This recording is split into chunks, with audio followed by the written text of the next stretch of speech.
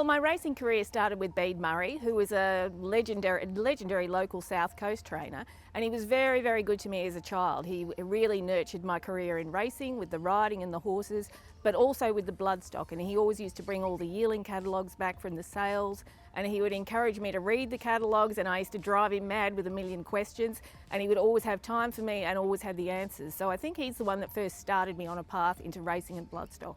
And then, of course, you were with Gai Waterhouse for a number of years as probably one of her best track riders. That's what I've heard anyway, for, that she's had in the entirety of Tulloch Lodge. Gai was a fantastic mentor in every single way, certainly as far as the racing and the riding and all of that sort of stuff, but also in your personal life and in your career. She was instrumental in helping me move from riding horses to actually working in a career in bloodstock. She thought it was a great idea to work at Inglis's, and she was very helpful in getting that job. And her life advice has certainly given me some great lessons that I've followed and have been very rewarding as the years have gone past. And you yourself are an industry influencer as well. In terms of the work you do with Breednet, it's a must read for people in the industry. But also now your daughter Jasmine, who's a track rider following in your footsteps, and she's working with the huge Chris Wallace stable.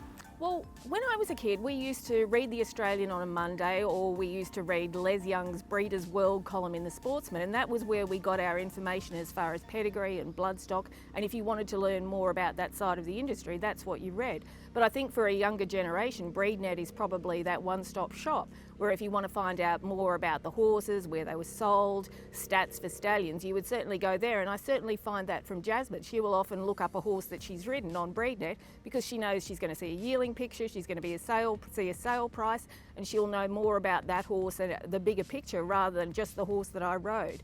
And I think that's something that's probably something that I would like to think is a legacy that I've left to the industry, that we've got this great learning tool out there, and if you want to know more about the thoroughbred, you certainly can. It's just on the internet.